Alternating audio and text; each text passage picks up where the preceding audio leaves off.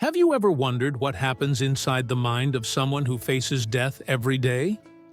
Franz Schmidt, an executioner in the 16th century, recorded his thoughts and concerns in his diary.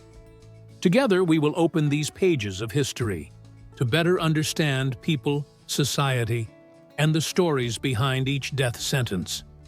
Warning: what you're about to hear may make you rethink everything. June 5th marked my grim introduction to the executioner's trade. Leonard Ross of Sion, a thief, swung from the gallows at Stadtsteenach. That same day, Wolf Faber of Gutzendorf, also a thief, met the same fate.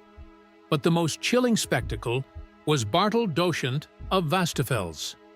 A murderer, responsible for 3 brutal slayings, he was broken on the wheel at Stad Chronic. Then there was Bartel Mussel of Meccan Rule. This man, driven by greed, committed 2 cold-blooded murders. The first, a stabbing at the mill in Bamberg, where he robbed his victim. The second, a chilling act of betrayal in Welkendorf. He slit the throat of a man sleeping beside him in a shed, stealing his money. Bartel Mussel was beheaded at Hohlfeld, his body displayed on the wheel. This final execution, the first I witnessed carried out with a sword, left an indelible mark. March 19th. A merciful end for Eckhart, a young man of Nuremberg.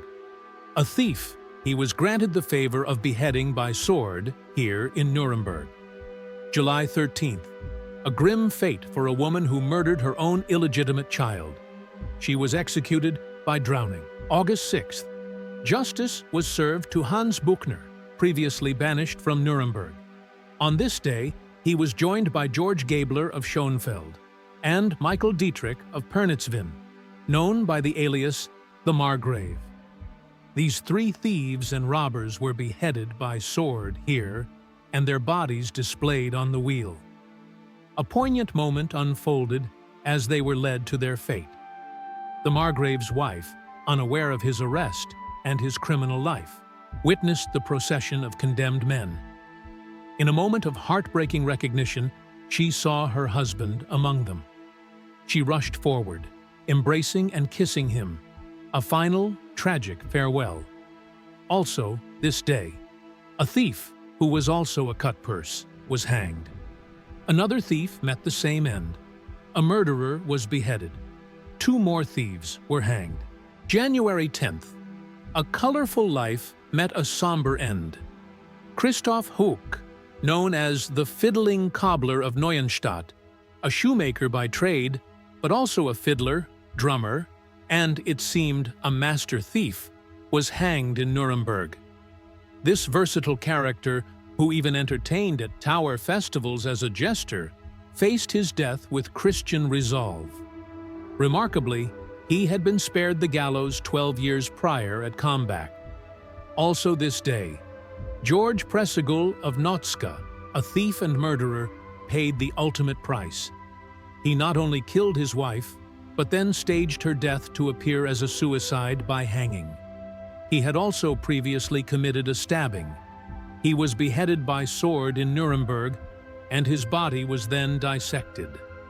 The day's grim proceedings concluded with the execution of George Sharp, condemned for lechery and bestiality.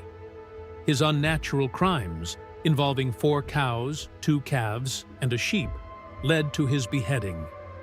His body, along with one of the cows, was then burned. February 20th.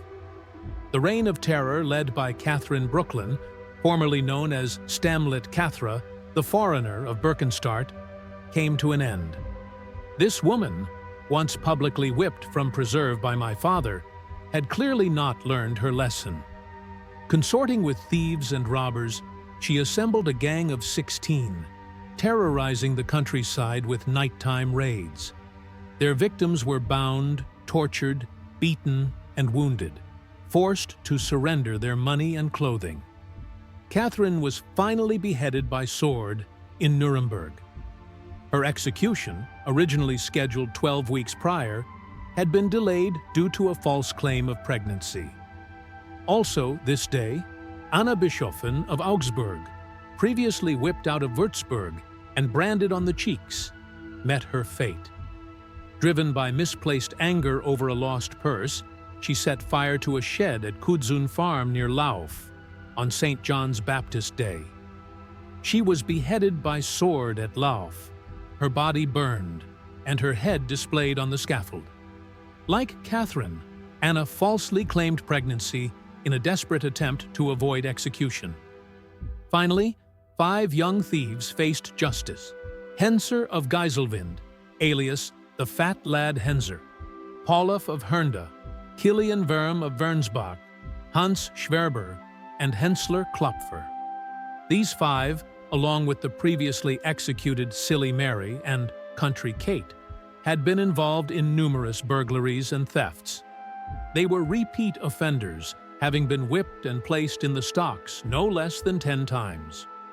Stripped bare by their crimes, they had to be clothed before their execution.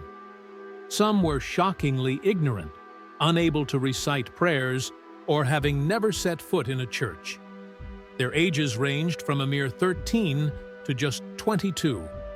All 5 were hanged here in Nuremberg, March 24th. Heinrich Hirt, known as the Shopman, a thief and murderer, met his end on the wheel in Nuremberg. His crimes included the brutal killing of a carrier, a man who had served the town for 30 years, from whom he stole his money. He also robbed 2 other carters, taking 17 florins and 6 florins respectively, and stole 4 horses. Also this day, Anna Palestine of Nuremberg was beheaded by sword for her scandalous relationships. She had engaged in carnal acts with a father and son, and similarly with 21 other married men and youths, with the apparent consent of her husband. Her husband, Jerome Peilstein, though complicit in his wife's affairs, was publicly whipped from the town. In a bizarre twist, he later scrawled these bitter words on the wall of St. Peter's Church, near his wife's grave. Father and son should have been treated as she was in the other world. I shall summon emperor and king because justice has not been done. I, a poor man, suffer though innocent. Farewell and good night. February 9th. The deceptive schemes of Elizabeth Auerhalten came to an end. This woman preyed on the gullible, falsely claiming the power to conjure spirits and unearth hidden treasure through elaborate devilish incantations and ceremonies.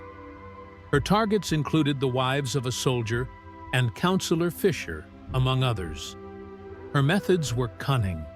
Upon entering a house with the intent to defraud, she would feign illness, even convulsions, claiming a wise vein in her leg granted her visions of the future, the location of hidden riches, and that the earth's realms lay open before her, revealing gold and silver like flames. She'd offer skeptics a night in the house to commune with the spirit of the treasure. Throughout the night, she'd engage in whispered conversations, posing questions and providing answers as if speaking to an unseen entity. She'd then claim it was a lost soul, trapped and unable to find peace, requiring the unearthing of treasure. Her victims, swayed by her dramatic performance and unsettling incantations, would agree to the dig. During the excavation, she'd secretly plant a pot of coals, later discovering it herself. She'd instruct them to lock it away for 3 weeks, promising it would turn to gold. While they waited, she'd vanish, leaving behind only the worthless coals. For these fraudulent practices, Elizabeth, who was disabled with only one leg and had to be carried to her execution, was beheaded here.